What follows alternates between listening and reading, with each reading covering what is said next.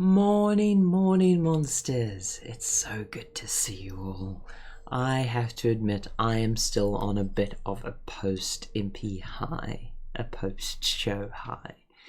Done a bunch of different awards, attended a bunch of different awards, both as someone giving the award, but also someone up for a nomination, or just as a general punter, as you generally are at these things, conference events and things like that. And yeah, it's really interesting just how that whole event came off. Don't want to talk about it too much. It's not really mine to talk about. It is others to talk about.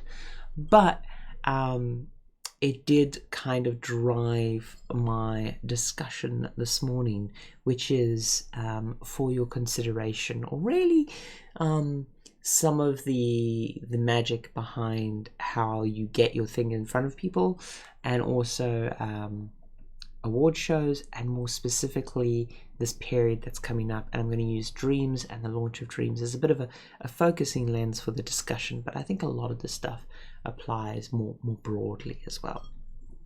The classic place that I see this, and I've had the most discussion about this, is whenever someone says there is a saturation problem in video games, and I'm like, no, there isn't. There's a marketing problem. And that is often the way that things are discussed, because whenever someone's talking about discoverability issues, what they really are talking about is lack of marketing issues, or their lack of sale or salesmanship. Now, it's very tough. Good platforms and good systems will always look for good discoverability algorithms, and that's why curators and critics are so vital, and a healthy ecosystem will really pick out a few gems from the rough that will have been lost by the sort of general sweep of the population. That is, to quote Ratatouille, the highest art of the critic. You know, finding the new and being the champion of the new. It really is. It's the ability to sort of pick out those wonderful gems. However, that in of itself is can never be a perfect process. We'll always be picking out a few that just happen to sparkle at the right moment, and it's not something to be relied on. So the biggest thing, whenever you're looking at people talking about this in a YouTube aspect, a Twitch aspect, they're talking about selling books, selling video games, whatever, take everything with a pinch of salt and look at how big the person, or how successful, or the background of the person giving the advice, because oh my word, is there a lot of advice out there in this general realm. And that's why we're going to stay away from most of the sort of tangential bullshit and focus on basics, because basics are really good. And hopefully we'll have next year just so many people shining and coming forward. So first of all, let's take a peek at the game. Or actually, let's go to the game cap. There we go. Right. So here's this year's nominees. Now, first of all, if you've got to the point of nomination, you have somewhat already won. We're not really going to talk about how to go from nomination to winning, because sometimes it's a judge vote, sometimes it's a community vote, whatever. Honestly, the goal is to at least be noticed and get to here.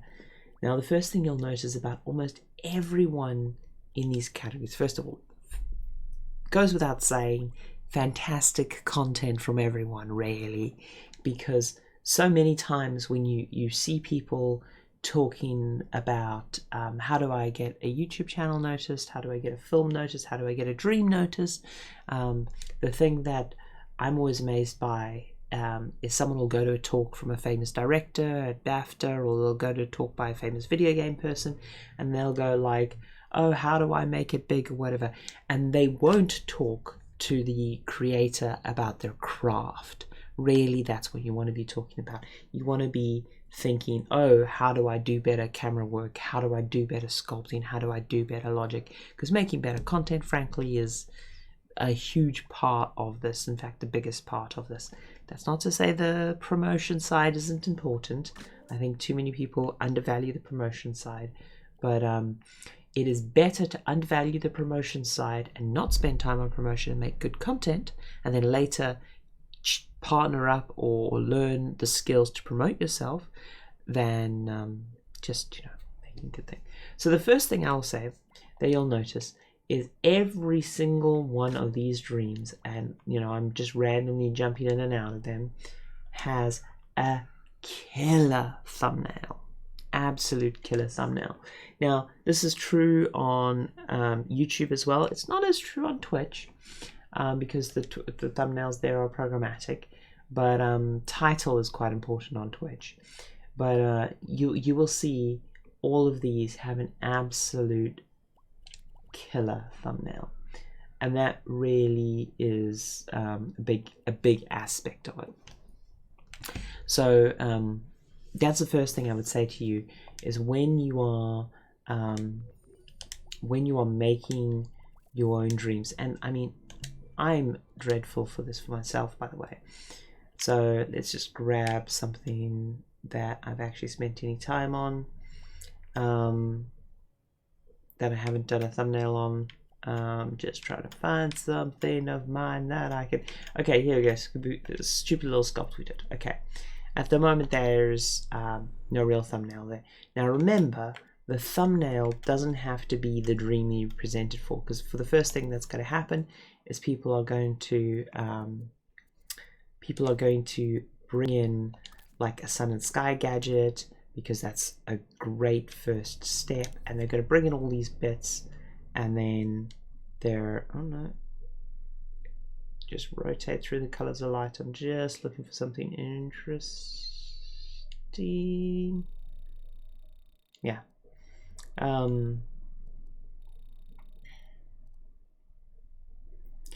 we go. The first mistake people will make is they'll then leave all of these bits and bobs in the scene which aren't really necessary to promote it, and it'll clog up the scene. So when you get all of these bits that you need, don't there we go, don't save all of the bits, because what you'll need is a rising definition. Do we need that?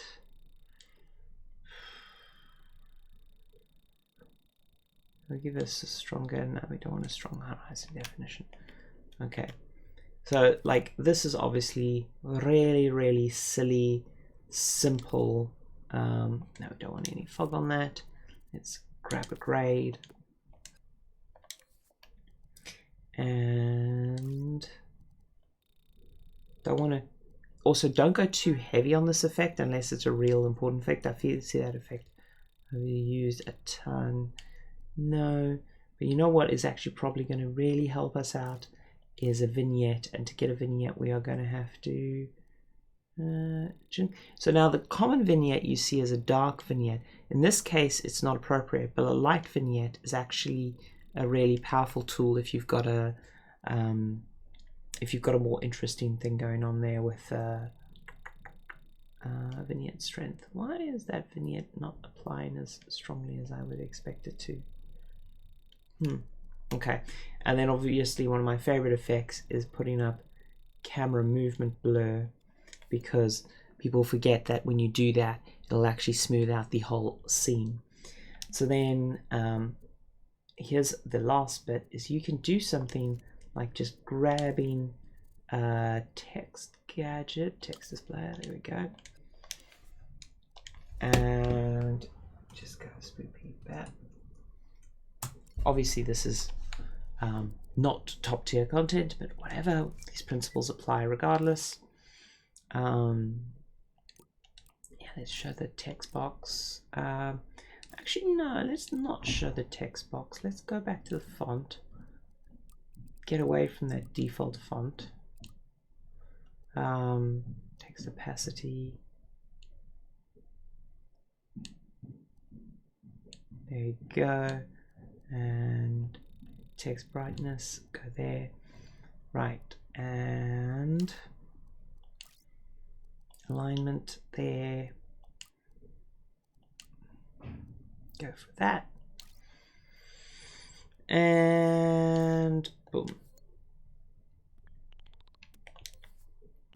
Right, it doesn't scale if it's not in scene. We need the, stupid me. We need the, it's been too long. Font size. Where the fuck? Oh, it's the gadget, isn't it? The widget. There we go. Don't be afraid to go big, because remember, this is the other common mistake that people make when they're working on thumbnails, is they forget thumbnails will be viewed from a distance.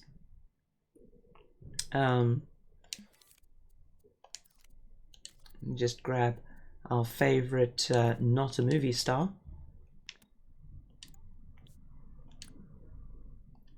Come on. Just shove that into power. Oop. Strange. Anyway, so now when we go into photo mode, why is that not being too? There we go. We go into photo mode.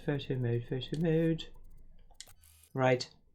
We get that, and remember the camera blur, do a bit of lineup. Now remember the rule of thirds grid that comes up here. You don't want to shove something in the middle of the screen like that. The rule of thirds is you want to shove the point of interest on one of the intersections of the grid, right? So if we do that, we've taken the photo, right? And so now you go, online, right? You don't need to save any of those changes we've done for the vanity shot. That's a huge thing that people always make the mistake of, right? So very first thing, make sure you set a background photo, get it in there, you know, be confident with that background photo, and then yeah, put it, if you put it in a description, by the way, that'll just now you do not want to forget that we changed how this works. Sorry, Claire Brain is failing because this is slightly different. So little silly spoopy bat cat example used to demo for Twitch. Okay, that goes in there, and don't forget to tag it, because that will help a little bit as well. At the moment it's under sculpture. Really we want to put this under character, monster, put it under colorful. Now my personal favorite for this kind of thing is whimsical, but we should also put it under horror. Okay, now I don't want to spend, as I say, I'm using dreams here as a lens to kind of just go through that all. But yeah, so you've got all those bits, and then release. So here's the important thing, right? We've spoken about all that. Thumbnails, vital. Really, really vital, because they really sort of kick you in the teeth and go, here's the thing that you want to see. The text stuff there really helps with searching for people to know what they want, because the key thing is you want your, and this doesn't just apply to dreams, this applies to everything, you want your click-through rate to be as high as possible. Now click-through rate would be the YouTube or the Twitch term. In marketing, you want your funnel to be as flat as possible, or in old school marketing terms, you want your foot to go to till, right? In really old brick and mortar terms. Basically what this means is when you're first showing that thumbnail, when you're first showing off that piece of content, you're saying to the person, here is what I'm selling you. It does what it says on the tin. It does what it says on the tin, and then, you know, bring them through to the end, and boom. Because every time you get someone to look at your product and they do not make a purchase, or it doesn't resonate with them, then you're going to lower your perceived value to that person. Now, there is a thing of, in sales, there's a term, you need to show something to someone like 3 to 10 times before they make a purchase decision, typically. It varies between price points, between different things that you want to do and stuff. But the same principle has, for instance, appeared on Twitch and YouTube, where people tend not to subscribe or follow on their first video or stream they watch. They tend to do it on the second or third or fourth or whatever. Or if it's a stream, second or third or fourth hour often. So bear that in mind. You will have multiple exposures to a person to win them over, but also the quality of those exposures, even if they don't make a purchase, even if they don't follow, even if they don't subscribe or whatever they need to do, it is a positive impression. And the biggest thing about a positive impression isn't, is this thing the best thing they have ever seen? It's, I felt like beans on toast was this beans on toast. And so that's why tags are really important, because, for instance, if we, and we're just going to nip into this view for a bit, because I want to talk to camera and I want to get a bit more of your attention. I don't want to focus super much on dreams.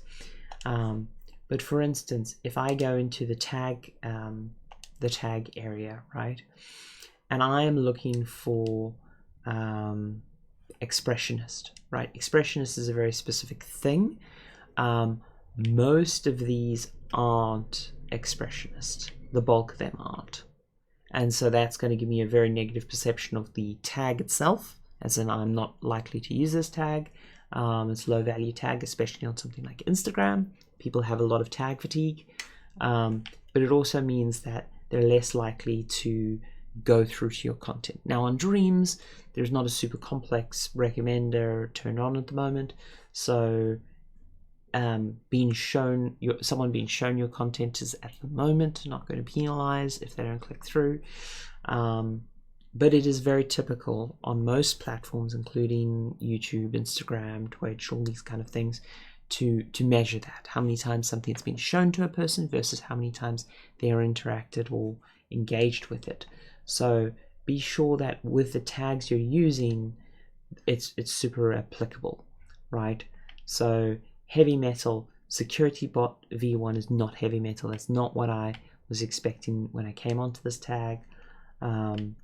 Likewise, grass is super obvious, and there's a whole bunch of shit that's tagged here that shouldn't be tagged here.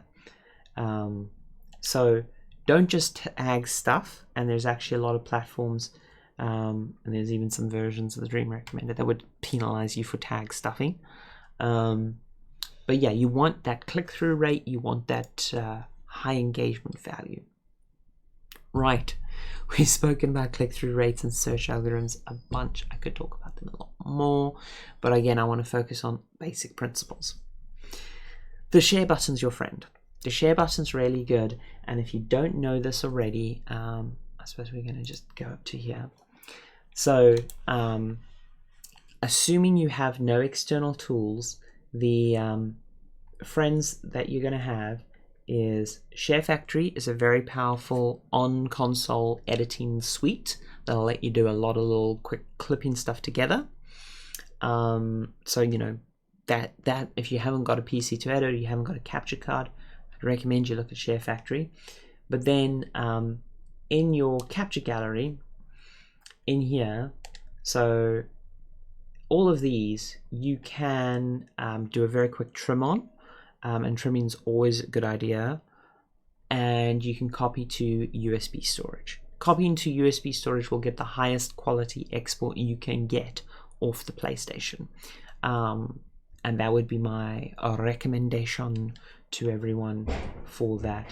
And also just check that you have set, I believe it is in sharing in broadcasts. So I've got my share button type control to easy screenshots, which means if I tap the share button, it just takes a screenshot. And then if I hold the button, it brings up the menu. And yes, if you double tap, it'll start or stop a video clip. Video clip settings. Make sure you set them to max quality. It'll take up more hard drive space, but if you've got the hard drive space, use it. And the length of the video clip.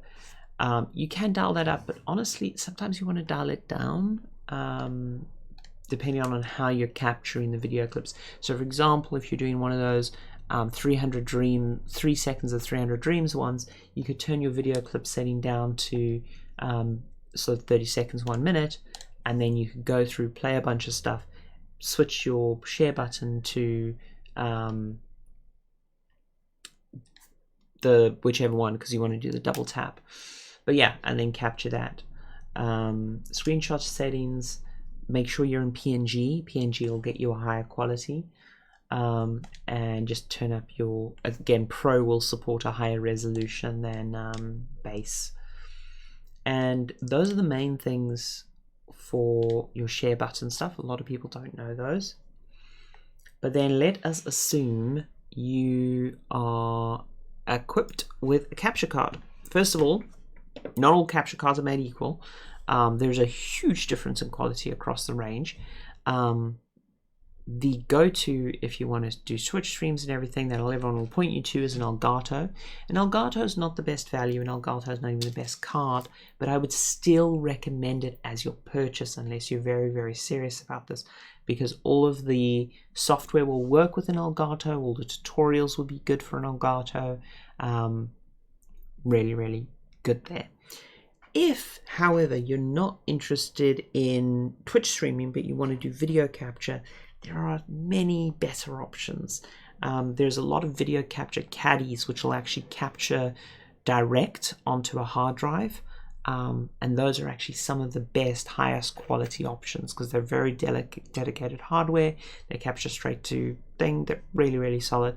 And a lot of the other capture cards that are much cheaper will capture better than an Elgato can, because they'll have a bit of hardware on. The caveat is most capture cards are not made for latency. That's what the Elgato has going for it, which is why Twitch streamers tend to use it, or streamers in general tend to use it. So that's the selling point of the Elgato and the problem they solved. Okay, you have an Elgato, you have a capture card. Much like with the share button, having the ability to easily snap bits of clips or drop bookmarks or split the clip will really help you, because when you're producing content, capturing that edit or editing in camera, as it's called, is very, very useful and will save you a lot of time later when you need to edit footage down. So being aware of how you capture that content. I'm running out of time. I'm going to keep this really fast. If you're streaming on Twitch, or if you're making videos for YouTube, have at least 2 other platforms: a secondary platform where you're promoting stuff, and a channel you own. So what does that mean? So if you're primarily YouTube, make sure you occasionally stream on Twitch, or make sure you do some TikTok, or make sure you do some Facebook or some Reddit or some whatever. Have at least one other channel you're poking stuff into, right? Twitter, whatever it is. Some people will rotate what that second channel is, or some people will maintain multiple channels. Don't burn yourself out on it. Just think about, where am I getting new people from? Where am I sort of exposing myself to new things? And be native on any format you want to go onto. If you look up whatever channel it is you're doing on, just look that and go, okay, this is what works here. If you're doing TikTok or any of those things where the vertical video format is there, there's a lot of really easy tools to just flip the video. So do all your capture at a 90-degree rotation, even if it feels weird. Literally, if you've got a computer monitor, you can rotate your monitor to 90 degrees, rotate the camera to 90, and just, figure out. So many platforms is a really good point. There are so many platforms, and that's to your advantage, because while your main platform may be a weird one, it may also be a primary one like YouTube or Twitch, but having exposure on a small platform like Byte just launched, the Vine successor, or something that, well, is no longer niche but was a bit more niche a while back, TikTok, or you go after a specific subset of genre. So for instance, if you're on YouTube and you're like, okay, YouTube stories, I've got to make sure I hit that YouTube story beat or whatever. Find niches or areas. Or if you're someone who does a lot of like environment sculpt, go, oh wow, the whole porn section of Reddit, you know, where it's like abandoned porn or whatever, where it's really nice photos of stuff. That's going to be my go-to. Just find your people and spread in nice places. Boom. Yeah, make sure you are doing that, because if you're just doing stuff in dreams, you won't get as much exposure. And this is a really key time for people, because the launch is coming up and there's going to be this influx of people, and for all those established creators on dreams, it's so important. Oh, something I have not done, but I have seen some people do, which I think is really, really great in dreams, by the way. If you are a dreamer and you look at your top tier dreamers, what you will see, first of all, they'll have set up their actual creation page nicely and put in a little description. Very, very useful. But what you'll also typically see, okay, Martin doesn't do it. Nope. You guys are not helping me. I mean, these are the highest level dreamers. These aren't, oh no, they're not. Xander's, oh yeah, Xander's is doing here. So the first thing you want to do is have a collection, or have multiple collections that are like, stuff that you're working on, and hearted list, hearted sounds, yeah. But have one at least primary collection that's your thing, and just make sure whenever you finish something, whenever you publish something, shove it in the collection and try to keep that collection near the front of your list. Is my personal thing, because this is not the best exposure to your work, as in like Dangerous Mountain Walk is a solid dream, but there's a lot of scrolling that goes on to find that. Walnut wooden floor, great asset and everything, but probably not the best thing. And this is the sort of default view. I mean, obviously if you go to recommended, you'll get a better sense of what that person's really good for. But yeah, having something up there, you're always going to be playing a game, whatever platform you're on, with that platform's current nuances. There's always going to be a play the game. If you were selling stuff on the street, or if you're selling stuff at a convention, you're going to be playing the table game. You're going to be setting stuff. We go to conventions all the time, and how you set up your stand and playing the vertical game. And there's a whole meta of, oh no, everyone's doing their stand like that. So if you do your stand like that, you're not going to show out. You're not going to show up as much. And then you've got the whole, like, what are my sight lines for my stand and everything. Be aware of your platform. But yeah, there's a lot of stuff to go on here. There's so much stuff. When it comes to award shows or general promotion, teaming up really helps, of just like, hey, here's a bunch of people who are working together on a cool thing, or just like, let's as 4 streamers get together and do a thing together, or whatever, you know, or like, here's a bunch of book authors, let's do a shared reading of each other, or hey, I'm going to this convention but you're not, do you want me to shove your book on table, things like that. So many things. But the key thing is, like, so many people come to this and are just like, oh, I'm gonna do people are gonna come to me, and you're like, no, you've got to do a bit more. Going back to the capture card discussion, you've got a high quality capture card, you're capturing footage. Don't just take Twitch content and shove it on YouTube, unless, like for me at the moment where I'm doing this, I am actually doing this for YouTube as well as Twitch. But I will still take this in to video editing software. DaVinci Resolve is my current recommend. It's free, it's very good. Clip it so it's nicely bookended. Make sure I've got a nice thumbnail on that. You know, go through that. And for my actually produced videos, what I'll actually do is I'll put together a shot list. Dear. I'll put together a shot list. Excuse me. and I'll edit that up, and I'll actually do in DaVinci I'll do automatic dialogue replacement, and I'll pace out the video. And then once I've edited that all, I will then do a tight one-take run-through of the voiceover so that it feels smooth and the edits don't feel as sort of cut together. And that's one of the reasons why when I do this morning show, for example, there are no cuts or edits in this show, because I feel like that feels more natural. And it's also because part of why I'm doing this is I want to develop my live rapport skills and my ability to sort of capsulate a topic into half an hour. So with that, there is so much more we could talk about. So much about editing, so much about presentation, about camera work, about how you get a title together, what platforms you can go on, But really, I hope to see dreamers escape onto every creative platform there is.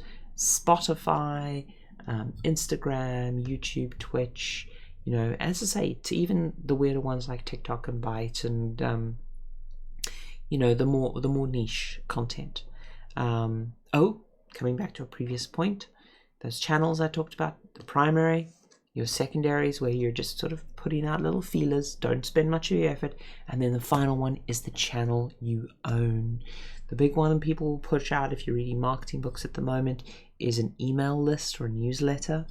That's a big one that people are pushing out, because you can't ever be unsubbed from a newsletter by Google's filtering algorithm or whatever. RSS feeds are a favorite of mine, but also just if you have a website, it doesn't even have to be a complicated website. It can literally be a one-page website. Having a place you own that people you can go, this is always going to be there. If the algorithm or the presentation or the platform changes, or I get kicked off the platform for some stupid ass reason, you can go there and you will find my stuff. So having a go-to place, whatever it is, whether it is a newsletter or a website, a forum, an RSS feed, fucking ye olde newspaper, a zine. Has anyone made a dream zine? Someone should get on that. Someone should make a physical zine. Dreams. Be great. Anyway, with that, thank you so much for joining us. For those of you on YouTube, ta-ta for now. Come join us on Twitch in the mornings. Bye-bye.